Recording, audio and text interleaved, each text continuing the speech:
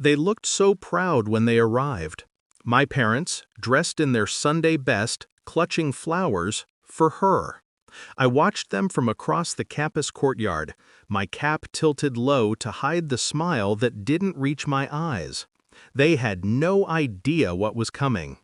When they saw the stage set up, the guest list, the names etched in gold on the program, their faces lit up until they reached the second page.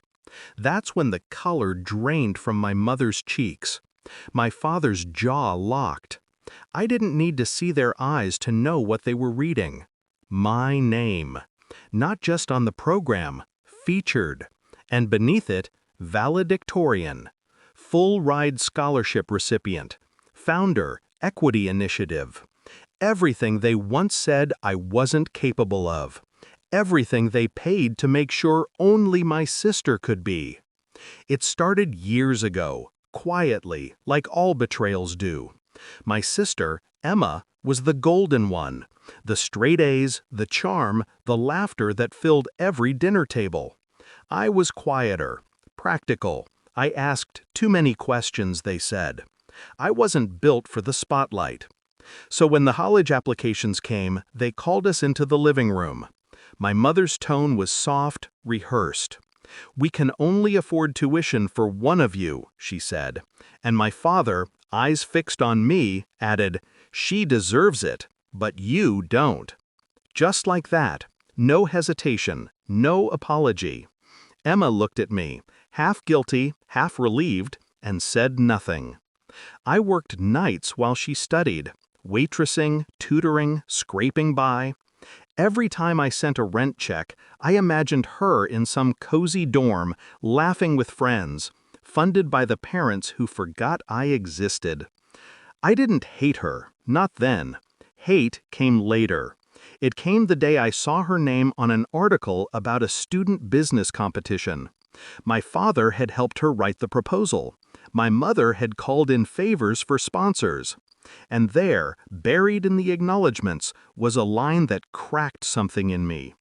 To my parents, who believed in me unconditionally. Unconditionally. The irony was surgical. I didn't confront her. I studied, listened, waited. I'd always been invisible. I decided to use it. When Emma's competition team needed a financial analyst, I volunteered. She smiled, said, "You sure you can handle it?" I could, more than she knew. I built her business plan from the ground up. She pitched it as hers. And while she basked in applause, I quietly registered the company, under my name. Her pitch deck, my data, my structure, my legal claim. She didn't notice the fine print I'd changed. She didn't notice when investors started reaching out, to me. By the time she realized, the prototype, the funding, and the credit were mine. She called me, voice trembling. "You stole my future!" I laughed softly. "No, Emma, I just took back what you borrowed." The university called months later. They wanted me to represent the graduating class. My research on educational inequity had gone viral. They wanted my parents there. I sent the invitation myself. I even wrote, "It would mean a lot to Emma and me if you came." And they did, thinking it was her big day. When they saw me on stage instead, in my robes, the metal glinting under the lights, I watched their pride curdle into disbelief. My speech began simply, "I want to thank the people who taught me what fairness isn't." Silence. You could hear the weight of every unsaid word pressing on the crowd. I learned that love given on condition isn't love, it's leverage. I learned that sometimes being overlooked isn't punishment, it's preparation. My sister's eyes met mine from the front row. Her smile was gone. After the ceremony, they didn't speak. Not to me, not to her. They just stood there, as if the ground beneath their feet had shifted.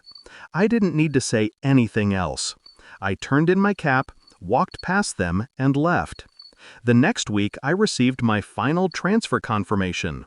The scholarship they thought didn't exist had covered my entire tuition, and the first seed funding for my startup, the same one their golden child had tried to claim. Emma tried to rebuild. She couldn't.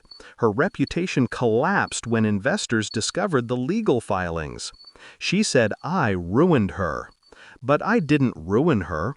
I revealed her. People say revenge feels empty. They're wrong.